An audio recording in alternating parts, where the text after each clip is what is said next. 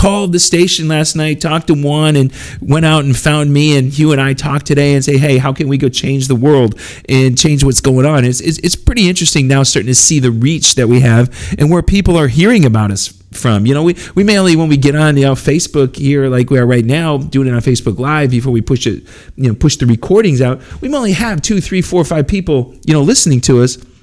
But we're finding out as this goes farther and farther and farther out, we've got more people and we're getting more reach, and that's what it's going to be all about. So, man, I'm really excited today to have Laura in here. It's going to be interesting to hear her perspective on what it's like to grow a new business in 2020 and, go out and ask investors for money and bring your business plan and the challenges that come with that and the successes and where she's actually going to bring this thing to. So that's what we're really looking to do here. So, Jonathan, we about ready to wrap up? All right, so we're going to wrap it up. We're going to be back in just a minute. So we're going to have Laura Statler on, and we're going to start talking about innovation in business and how to make major changes. COVID-19 transformed the way we do business. Now more than ever, fast lead generation and customer retention will determine if a business survives or not. The Now Media Video Business Card is designed to be sent using your smartphone. It's the next generation business card that will open the door for you while keeping social distancing. The Now Media Video Business Card is affordable for anyone from startups to multinational companies and is already being used by hundreds of businesses. Stay open, stay in business. Call us today.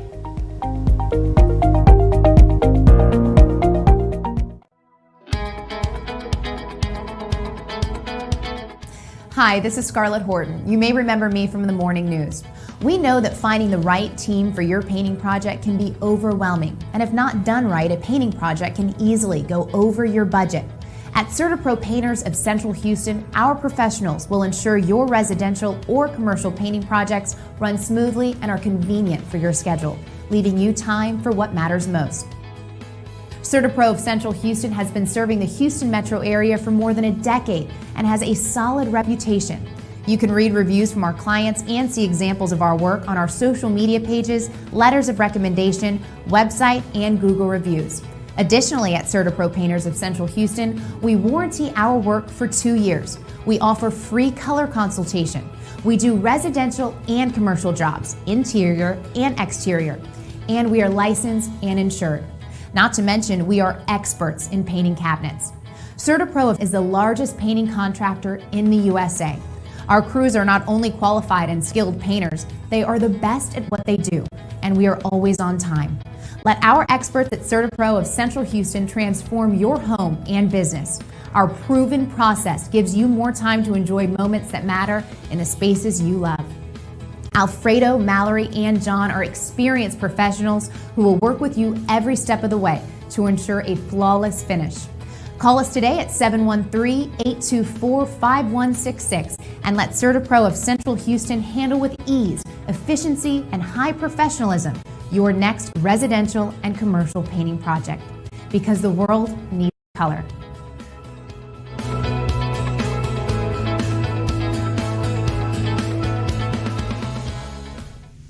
Boom. Hey, this is your business guide, Michael Rager, and I'm back. And I didn't even mention the weather today. So look out there. It's nice. It's beautiful. It's not raining. It's chilly out here from Houston. Very cold. But here we go. We got our guest, Laura. Laura, how are you today? I'm doing good. How are you? I am great, man. It's awesome. We planned this about a month ago when we met. I'm looking so excited to have you on here and talk a little bit about what's going on in your world. So tell us a little bit about the new things that you're doing and bringing to the energy world. Okay, I'm not sure where to start on that. It's been fascinating. So with COVID and all the layoffs in oil and gas, it's been kind of a free-for-all. And everyone either went home and did their own thing or tried something new, and I tried something new. So I put together a couple business plans that were kind of large scale, and I ran for it. So tell us a little bit about the basis, because I know you got some pipeline influence and stuff like that, right? Well, yeah. So there's some virtual pipeline, which is going to be all the trailers to move hydrogen. Okay. And we also do CNG, argon, helium, all different kinds of things. It's going to help launch the infrastructure for hydrogen to make it launch faster. So you're looking to take hydrogen versus hydrocarbon as a fuel source? Is that some of the way you're going, or what do you think? Some of it, yeah. So hydrogen is basically something that is a source that connects all the different energy sectors, whether it's wind, solar, oil and gas. Everyone can either make it or it's a byproduct, and we can help transport it. Okay, so everybody's got a play in it, and everybody's got it. Now, what do we do with it? And you're trying to find a way to make it profitable. Right. So they'll call me and say, hey, we want to make hydrogen. And I'm like, great. What are you going to do with it? And they're like, we have no idea. I'm like, okay. So because there's not a pipeline for it, really. So if we can come in, we can pick it up and we can distribute it. And that's going to be our main goal. So is it, I know when we talked a couple weeks ago, are you going to be building new pipelines? Are you going to buy existing pipelines? What's the plan going to be to move hydrogen from point A to point B? It's the trailers is the first core part. Okay. The second part is finding alliances and people that will collaborate. So the midstream partners that I can look at and say, hey, what are you interested in? What can we help you with? Can we blend it? Can we help you with some of the offtake of whatever you might have? How can we make value for you, and how can we help each other with that value?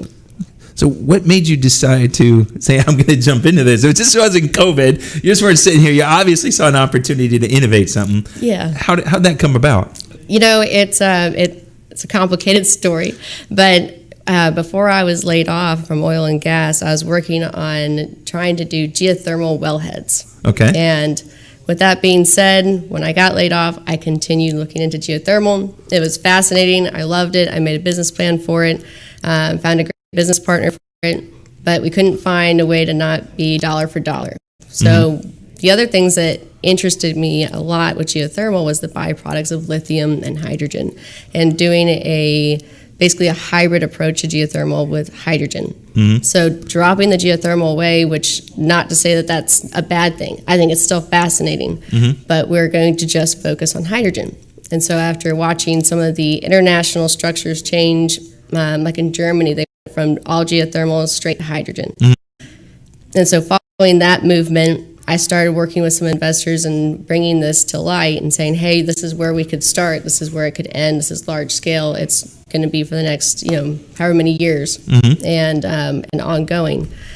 And we loved it. And so I just took the jump and decided that, you know what, after talking to these investors, they were fascinated by it, as much as I was fascinated by it. And I just kept driving into it. And it's been, I've been very blessed with who I've ran into. Well, that's nice. That's awesome. I've dealt with investors past, and we were talking about this a little bit before. What's it like looking to try to find investors for business owners out there like you that never, I've got this great idea, but I know I can't do it by myself. What's it like to go out there and try to find investors? It's scary. It's really scary. When I came up with the idea and sitting by myself at the time, I'm a single mom with two boys, and I'm thinking, I don't even know where to start. Right. I have never ran a business. I don't know do I go and present? Do I go make a call and walk in like an interview? What is it? But honestly, I just threw myself out there and got on LinkedIn, really talked to people about, hey, what are you guys doing right now? What's the best route here? If I wanted to start something, who would I talk to? And just put myself out there and talk to people, and they led me to the right people. And I found a business partner up in that I used to work with up in Pennsylvania, and he took this to his investor and who loved it, and we had all the bullet points for the initiative. And so we're working on that contract, and if that goes through, it's going to be a lot of fun. That's nice. So where are you guys going to be situated first? Are you guys starting out of Houston? Are you starting where? And how do you see this thing exploding? So we always looked at Texas as being the hub spot. Right. And during this time of promoting all of this to the investor, we were still missing a missing link, and that was Hydroco. Okay. So we grabbed Hydroco, great team. They're out of Mississippi, so they've been there for about 2 years. Okay. They'll be moving to Houston. Okay. And Houston will be our home. Nice. So we'll build out from here and about 6 other locations that I can't go into too much detail. Yeah, we know there's some things you can't talk about. Don't worry, we're gonna make you dig into some of the other parts about running the country. How many minutes we got in this segment, Jonathan? He's not paying any attention to me. Yeah, I know. How many minutes we got in this segment? 4 still. Okay, we got that. So coming in and starting the company. All right. So here you are, Laura. She's got business partner. What was the first thing that you said, okay, I've got to build this first before I can start moving? It wasn't really it was more just the drive. I wanted to get it done. And I took, COVID's been the greatest opportunity for me. I've met more people and gotten further in 6 months than I probably would have in 5 years. And I give credit to LinkedIn for that. I give credit to people being able to open up and people being bored and saying, hey, you want to talk? Okay. And, but I took the opportunity. I decided that I needed to push now. And I'm also, like I said, a single mom. I've got to put food on the table.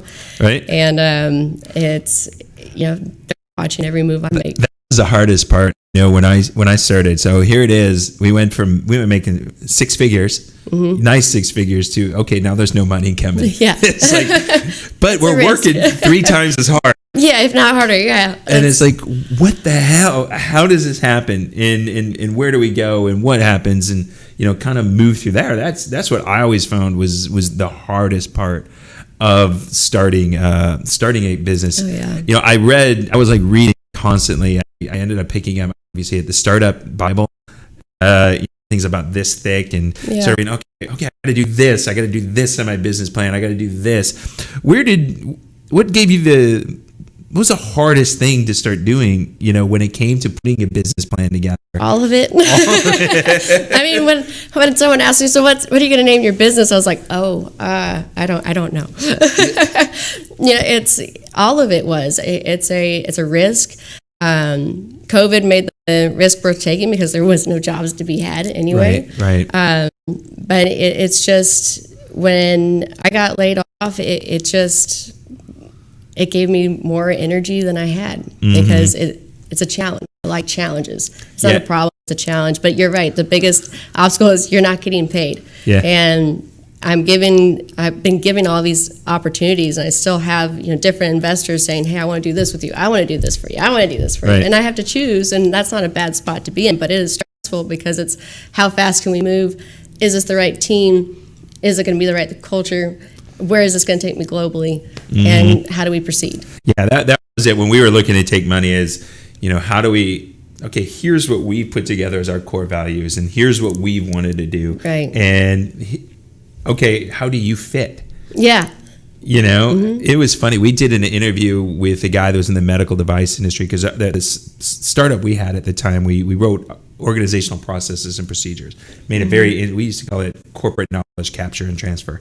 So we figured out how the smart guys worked in a company, and then kind of put it on paper or put it into technology, so people 20 years from now could figure out how you thought and how you solved problems. Oh, wow. And we brought a guy in, and he was in the medical industry, and he wanted to interview somebody that had used our product. And we brought in a friend of mine, and she had taken this startup, this medical facility that was just losing money, and took it to like $8 million in 4 years. Yeah. And then all he did was rip on her. It's like, and I'm texting the guy that brought her. I said, dude, this guy is not it.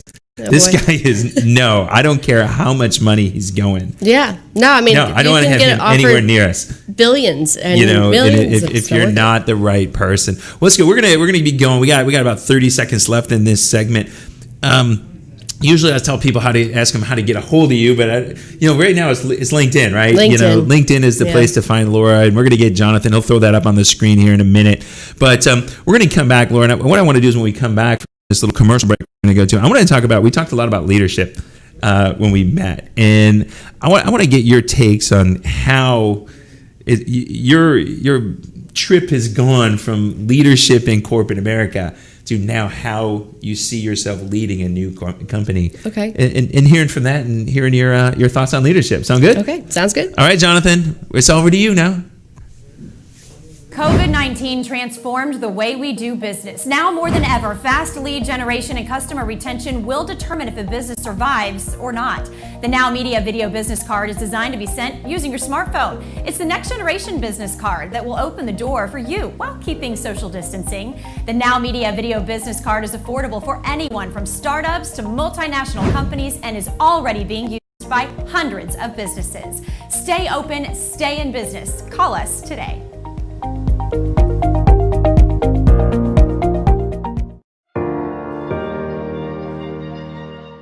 Hi, this is Alberto Tudela. The Houston metro area has experienced a substantial increase of wind and hail damage, flooding, and other perils in the last 5 years. Now more than ever, it is critical and essential to ensure your company, your property, as well as your family have the right insurance coverage. Tudela Insurance Solutions offers a wide variety of insurance for home, auto, property, as well as life insurance. My goal is to find a tailored option that guarantees the right coverage at the right price, specific to your needs, present and future, so you protect what matters the most. Call me today at 713-714-4475 and allow our team at Tudela Insurance Solutions to make sure you're protected. Accidents never happen when we expect them. Now is the time to ensure you have peace of mind.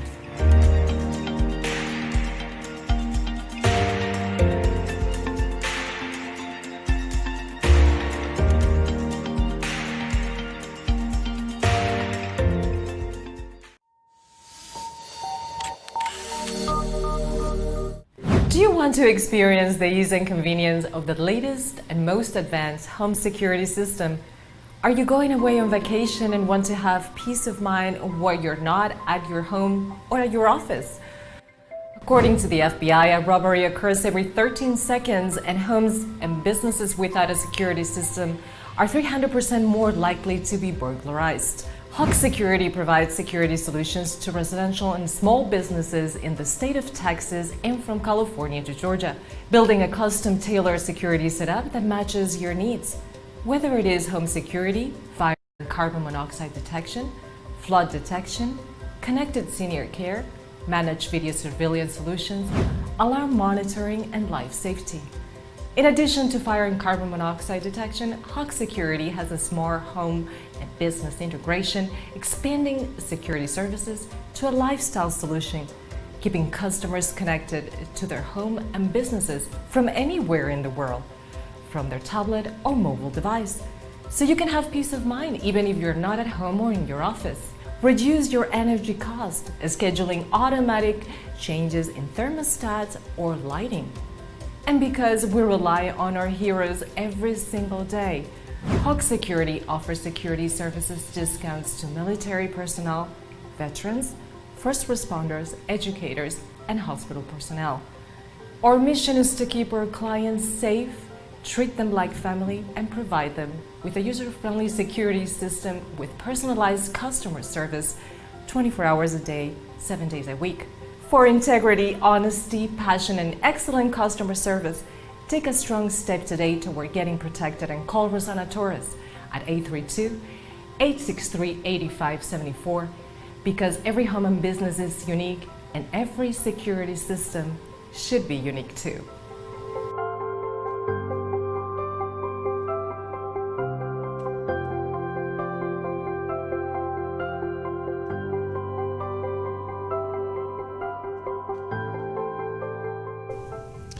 Hey, it's your business guide, Michael Rager, and I'm back with Laura Statler. Laura, all right, we were talking there in the break. Those of you that are watching us on Facebook, you can hear some of that stuff in the background.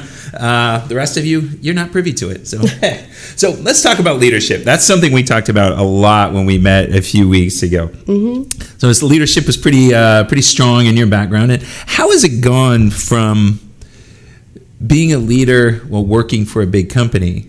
You know, so you're a small piece in a giant company, to now you're going to be pushing yourself into a place where you've got to lead and cast a vision for people to actually follow you.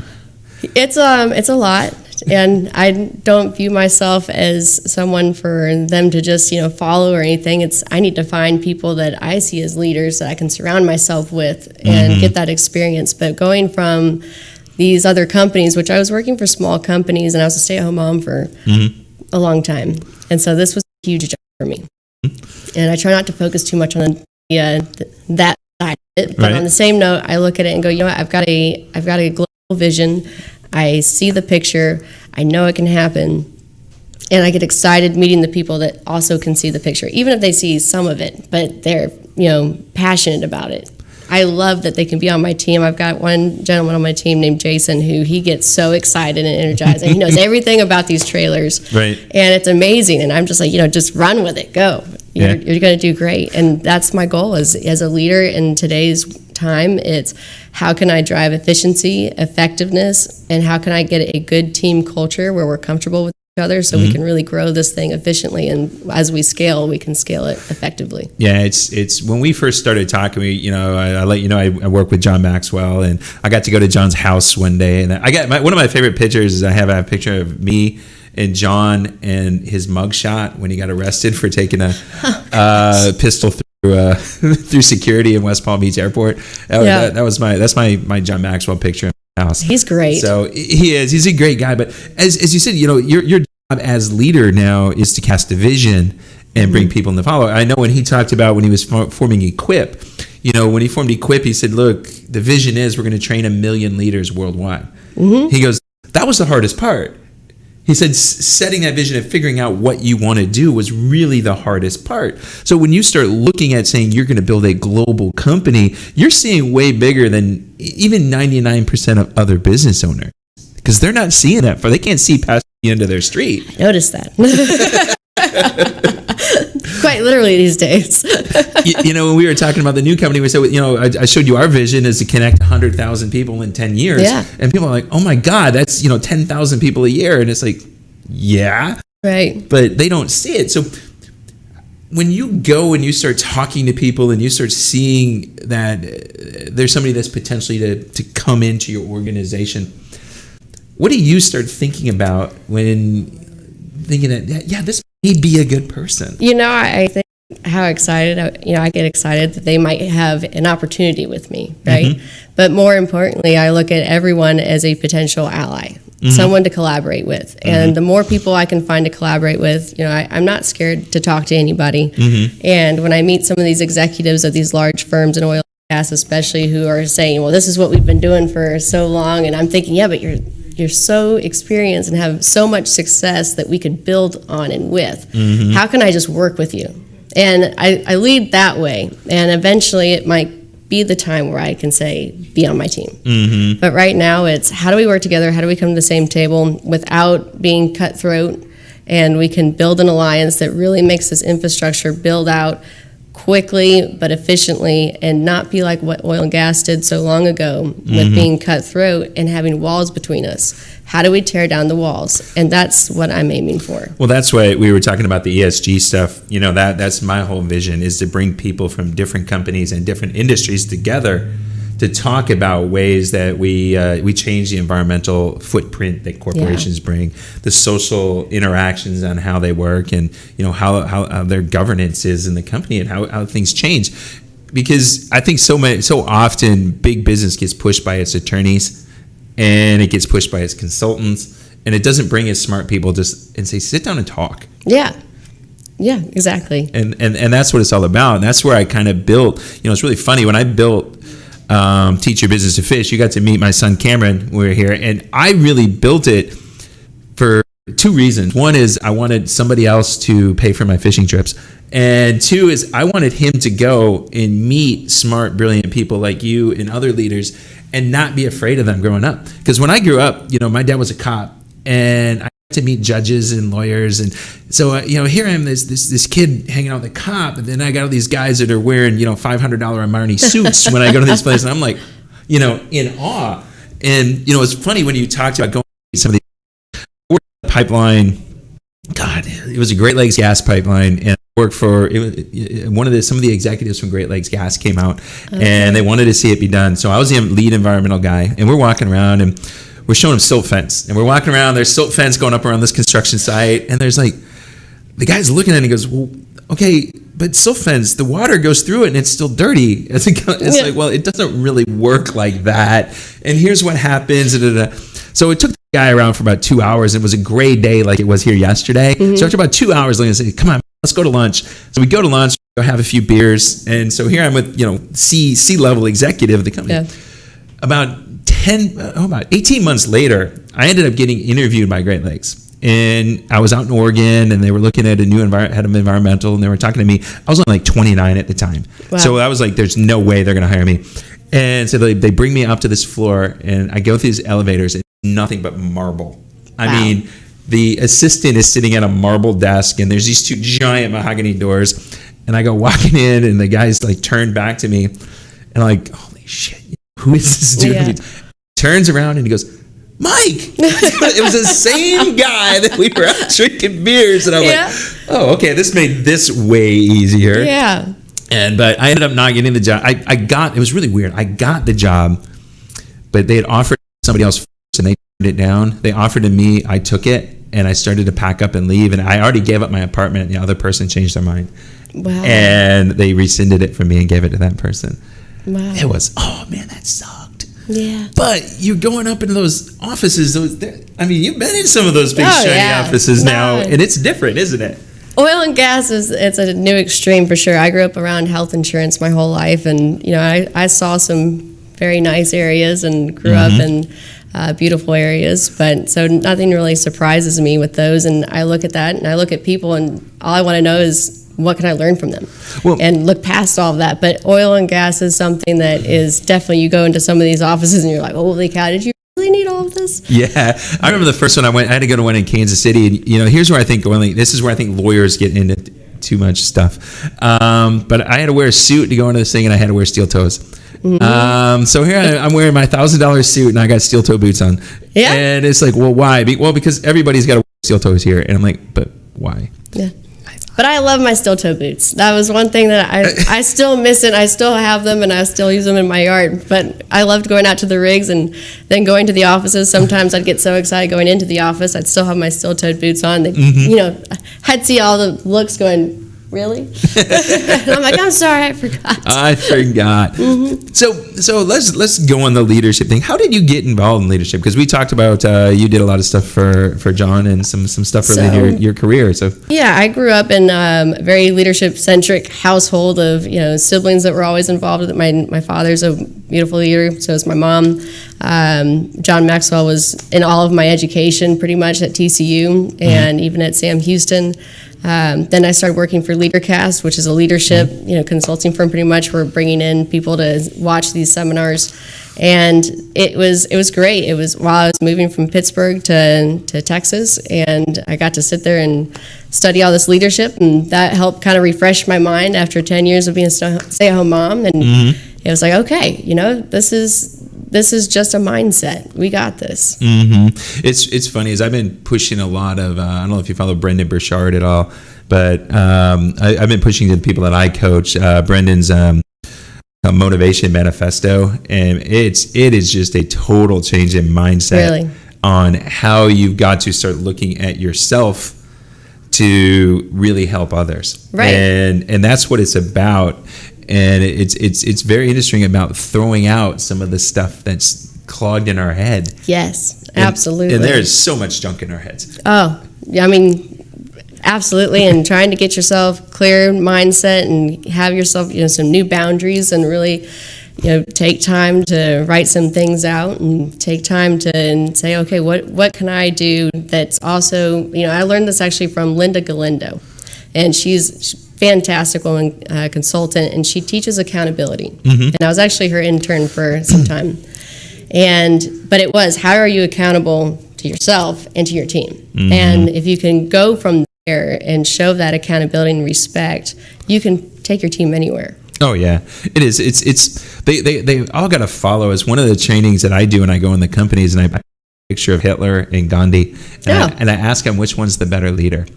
Because if you follow John's definition of leadership, it's influence, nothing more, nothing less. Right. Both very influential people. One just had a really shitty message.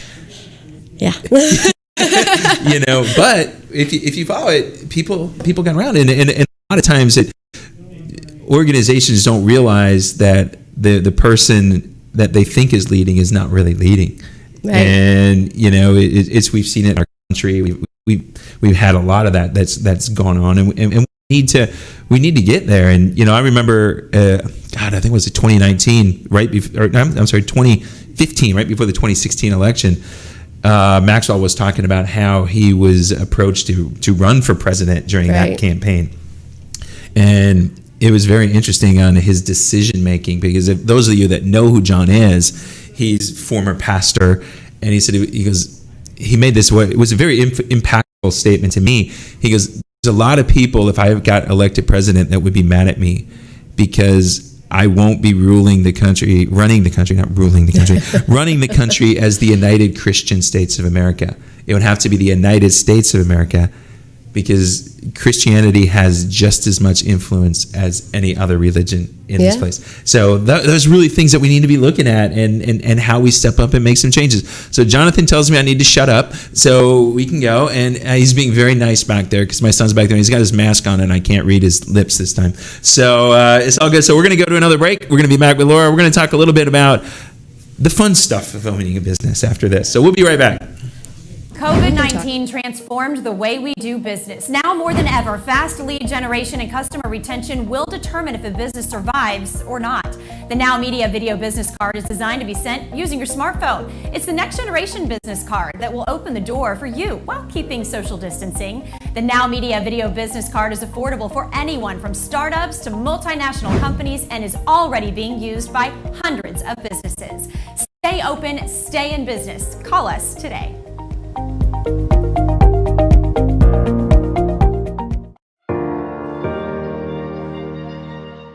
Hi, this is Alberto Tudela. The Houston metro area has experienced a substantial increase of wind and hail damage, flooding, and other perils in the last 5 years. Now more than ever, it is critical and essential to ensure your company, your property, as well as your family have the right insurance coverage.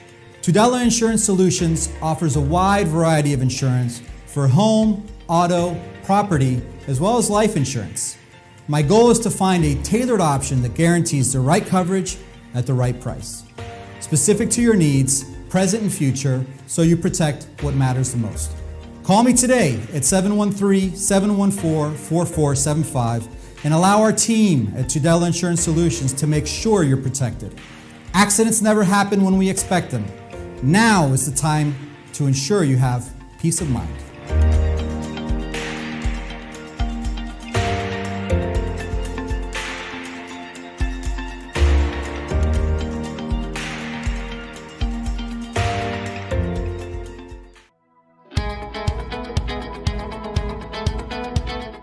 Hi, this is Scarlett Horton. You may remember me from the morning news.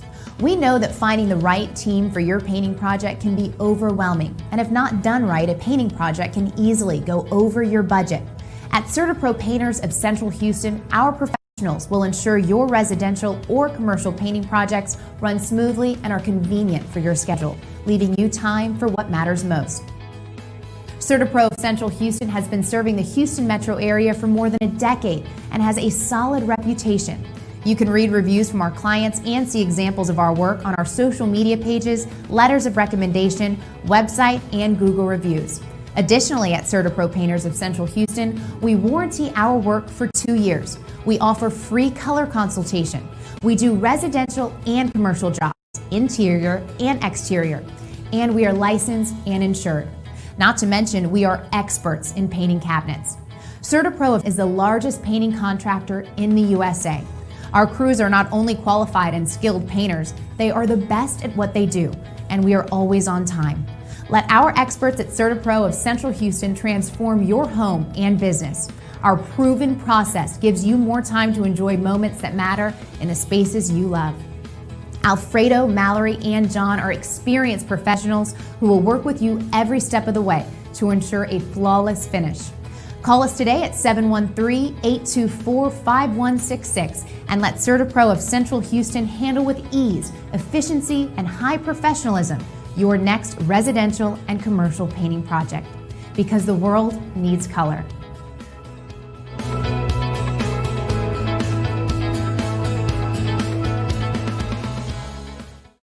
All right, it's your business guide, Michael Rager, and we're back with Laura Stadler. Those of you that aren't watching us live on Facebook, you're not hearing the behind the scenes. Yeah, see, my son gave Laura a kiss, one like this. He came out. He's making sure Dad stays fat. You know, just fatten me up for Christmas and all that stuff. That it's good. You said you're a mom. Yeah, boys, girls. What do you got? 2 boys. 2 boys. How old? 10 and 6. 10 is so they're his age and doing that fun stuff. They keep you busy. They do that. So let's talk a little bit about the major vision of this company. Okay. You say globally. What's the 5-year? I mean, I could sit here and talk for days about it, but the main thing is right now we build out the backbone for hydrogen, and we make it easier for people to connect the dots from coast to coast. The other part is storage. How do we store hydrogen? What's the other part of hydrogen that makes it economic? CO2 is another huge part of this. And working with large companies, industrial clusters, and getting them all to buy into it and work together on those things, and storage and filtration systems. And it's working with the different energy sectors to make sure that they can make hydrogen transported, seeing how we can be beneficial to them, whether it be by zones or be by technology. And one of my exciting projects is on the offshore division, and that's looking at existing infrastructure and seeing how we can retrofit it. But our main goal is to keep utilizing oil and gas experience and blend it into this new transition with hydrogen. And it's we looking at all these different structures that we can use and globally that we can use, and creating these virtual highways and virtual pipelines, not just for the roads, but for the shipping industry and for exports. So with CO2, how's that going to come in? Are you guys looking to do carbon capture and transfer, or? There's a lot with that side. There's a ton of stuff in that side. It's a lot of fun to see what people are doing and what some of the capabilities are. The main thing is, can we capture it? Yes, we're going to capture it.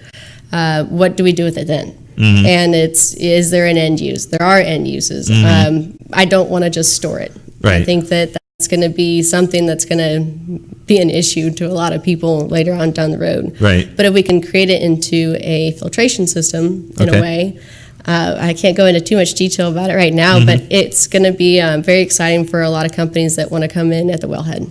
That's kind of cool, because I remember, God, go back to the 90s. We were looking at doing some stuff with cleanup, spill cleanups and stuff like that, and we were looking at ways of, we were using some trees that could actually suck this stuff up and utilize it, and then use the trees for carbon capture as well. And it was very interesting, because it's those of you that don't realize is when you get into a big oil and gas type project, the permitting side, there's all this stuff on the back end that people have no idea what happens. These things take 4, 5, 6 years to permit on the conservative side. Right. And that's where my specialty, I was a FERC expert when I was there. So I was on the construction side. I used to do a lot on the plan and procedures. It's really funny. It was so easy for me. I didn't have to think. That's part of the reason why I left, is it was so easy and I didn't have to think anymore. Yeah. And I got sick of fighting. Yeah. I got to the point when I first got in the industry, I fought with the construction people because they didn't want to do anything to be compliant. And then at the end, it was fighting with the feds because we were doing things right, but they wouldn't accept what we were doing. Yeah.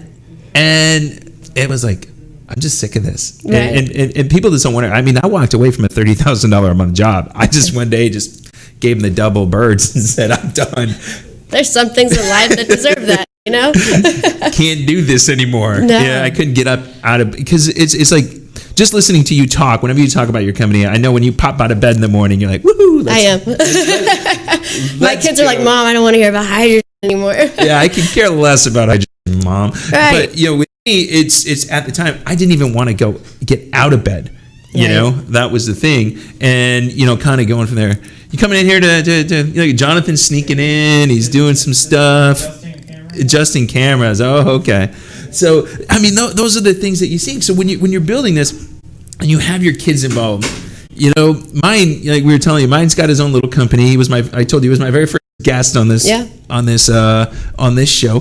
What do you and your kids do for fun? I mean, where's the mom and the boys? What do you guys all do when you go rock? With my kids, it's Nerf wars, and I even keep a Nerf gun on my desk so that when I'm in a Zoom call and they come in to prank me, I can shoot them out. Shoot them before they get there. But it's and pulling pranks on each other. But I've got one son that loves sports, and we're constantly going to baseball games or hockey, whatever it might be. Another one that my little one, he loves to build things. He likes to do Legos. He likes to go outside and ride in his little truck. But I'm a stay-at-home mom with them, and it's a free for all with them, and I just try to enjoy the moment with them. Is this going to change?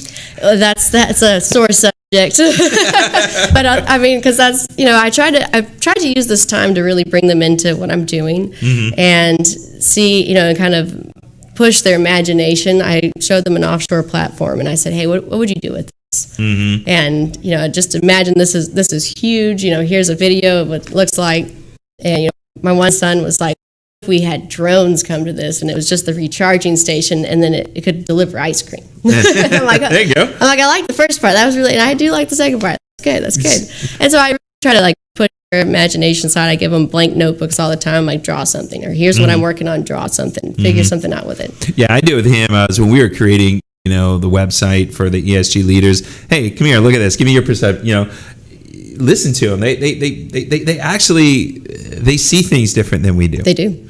And it's the important thing. We go back to, we were talking last segment about leadership. Leadership comes when you let people bring their perspective to the table. Yes. And it's amazing when you bring young people's perspective to the table. They see so many possibilities. They do. And it's amazing, and going from there. So how do you see bringing this in with the kids? I mean, they're gonna watch mom grow this thing and mom become this global phenomenon, the hydrogen queen. And how does that work? It's a little scary, and especially once COVID is done, and thinking of the travel involved with it. They watched how I started off with just a couple notebooks and trying to figure it out, and different people. And, every time my son comes home, and one of his complaints was, Mom, every time I go into your office, you're on the phone with all these men that I can't even understand half of them, because I'm talking to people from around the world on Zoom. Yeah. And it's been nice. I've been able to open up to some of them to say, here's my son, could you say hi? And they're getting to witness all these different people from around the world that are leaders, and tell them different things. They might move their camera for a second to show them something different, and then after the call is over, and I would go and look at the map and say, this is where they were, this is what's there, this is what they're dealing with, what do you think about it? And I hope I can bring them into this as much as possible, but they're at ages that it's going to be interesting. Oh yeah, no, it's mine. He's fine. He's in business. He likes business. He likes the math side of it, and he likes the money side. He likes when he gets paid. And I go, yeah, those are the best days. So when you go this, so is your goal with this? Is it to grow it and sell it? Is it to grow it and keep growing it, or is it? My goal is, everyone tells me, what's your exit strategy? And there's a way to look at an exit strategy is, sell it and move on. I don't look at it that way. I look at it as something that I hope I can always have a hand in, inspire the next team to really jump in and keep pushing it and keep pushing it, so that when I can end my career one day, I can look back and see their success, and see the things that have bridged off of it, and just continue building these bridges off of just the beginning. This is the launch point. Yeah, it's interesting. That's one of the first questions I always ask business owners when they come in. What's the end game? Yeah. I just like it because at least if I know the end game, I know the target that I'm shooting for. Right. It's that target can always change, and thus tactics and strategies change with it. But we do have to have some idea where in the heck we're going. Right. In a short term. One of the things I love to do is one of my friends, a guy named Cameron Harold, he used to be COO of 1-800-GOT-JUNK. Okay. Before it became helped build it to a $300 million company. And one of his books is called Double Double. And at the time, he called it building a painted picture. So it was painting the picture of your life 3 years from today. And here's the exercise he gave, and I give it to my clients: is you get in a time machine, you jump out 3 years from today. What do you see in your life? Oh gosh. What does your office look like? How many team members do you have? Where do you have? And I tell people, it's like you can't do it in your office when you do that exercise. You just need to get that yellow pad. That's my thing. I take my yellow pad and a cigar and a glass of whiskey, and I go sit somewhere and just start writing. Yeah. And it's very interesting because I did this myself at the beginning of last year, and I started looking, and I just went back and reviewed it, and I started seeing how many things have come how we're moving towards those things already. And actually, a lot of people, I share that painted picture because I've actually had somebody rewrite it for me, and we put it into a nice PDF and all that stuff. And so I can say, oh, hey, Laura, here's where I'm going. Yeah. And what you see is the more you share that, the more people show up. You get it. Yeah. And it's very, very amazing. So what do we got, Jonathan? Like 3 minutes left? He's not paying any attention to me again. Hey, Jonathan, what, 3 minutes? 5. Okay. So this last 5 minutes, I want you to come up with, you're going to be talking to your sons 10, 15 years from now. Oh, boy. I know. Right? Tough questions. What do you want them to see that mom's done? And what do you want them to see that they can continue mom's legacy? Just doesn't have to be in the industry, but what do you want them to see? I want them to see that, they can do anything, that what they have in their mind is not just an imagination, and that there's still a way to look at the world that doesn't have problems but challenges to conquer, and to use them as obstacles, and to be excited about those challenges, and that work doesn't have to be just a job, that you can pour into it and you can bring your family into it and have that balance. There might be some hard times, but you just keep driving. And they've been through a lot in their life, as well as myself. And I hope they can see that they watch their mom conquer those obstacles, and that they have a mom that has taught them how to succeed, whether that means making a lot of money or not. Well, money is always fun. It makes it. Trust me, it's way more fun making 6 figures than not. Sure. It's the whole thing, right? I want them, it's the communication, for them to understand that, the world is communication. And if you can communicate, you can do anything. And it's watching how you can talk to people and how you can have those relationships in business and at home, and make those bridges for people. How do you help people? Yeah. And how can you have a humanitarian side to everything? We've got a huge human trafficking initiative. Right. And that's something that I hope that they see, that you can have a balance between building a business and still helping the world. Yeah, I've got one of my clients. She's a pretty successful realtor here in Houston, and she does a lot philanthropically with sex trafficking and stuff like that. And there's a gentleman, Tony Roberts, that I actually did a mastermind group with 9 years ago, and at the Houston Club. And Tony's in this, and I had no idea who Tony was. I thought, I know he was an attorney in the Air Force. Well, I didn't know he was the assistant DA.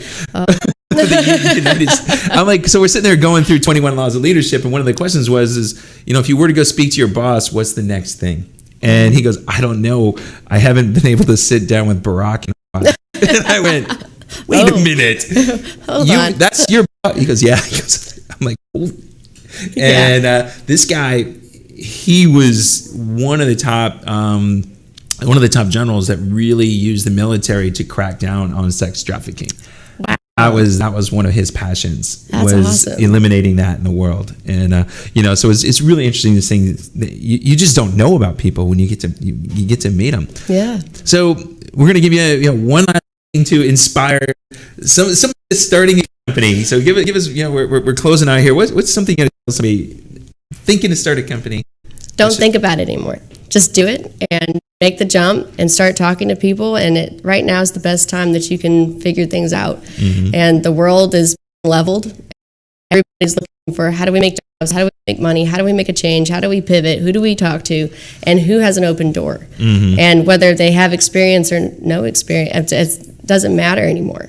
And it's, just get excited and stop looking through the lenses of the media. And, if you shut off Google and all these things, just go for it, because the world is the most colorful it's been in years. Yeah, there's opportunity out there that people don't even realize right now. No, they don't. It's one of the things in the beginning. Every time we have a hardship means opportunity. Yeah, it is. And that's what it's all about. And we've had the greatest opportunity in 2020. And people don't realize it. That's right. And these are the things we need to look at. So, Laura, thank you so much for coming. I hope you had fun. Thank you. Yeah, we're going to get there. So Jonathan, we're going to kind of wrap up a few things. So here's what we got going on. Jonathan's book, if you guys are interested, connect with me on Facebook. We've got a Facebook group that we're really growing now called Business Owners and Executives Who Love to Fish and Hunt. We're really pushing a lot of things out there. We're going to be doing a lot of fishing trips and all this fun stuff to bring people together. You know, our big thing is we stole it from Maxwell again, becoming a real success. You know, John spelled it R-E-A-L, us being the fisherman, R-E-E-L, is all about relationships, equipping ethics and leadership. I think ethics, is sometimes gone in business occasionally, and the more we bring that in, the better things get. And this is what we want to do. We want to bring the right thing and do the right thing no matter what. So, you know, we're going to be here through the holidays. We got a whole bunch of stuff going on. We got a couple cool guests coming on, and you know, we're looking forward to you know, talking to you guys. And check us out on the new TV station. We'll be getting you that information out. Check us up on Now Radio, Now Media Radio, and the Now Media Radio TV station that's going to be coming. We got all this stuff coming in 2020, and we want you guys to be following with us and see the growth. So I think that's it, man. We done? All right, we're out of here. It's Mike Rager, your business guy. Laura, thank you very much again. Thank you for having me. All right, we're going to go have some fun today. Later, guys.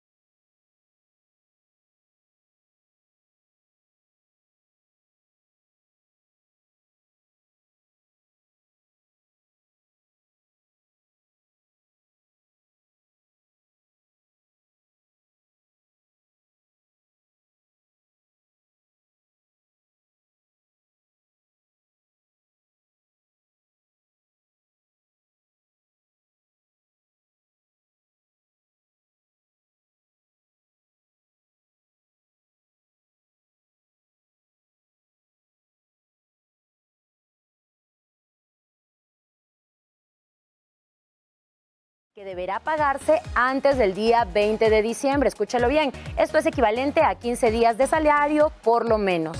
Les recuerdo también que todos los trabajadores con nómina tienen derecho a recibir esta prestación, así que la fecha límite para recibir el aguinaldo es el sábado 19 de diciembre, es decir, este fin de semana.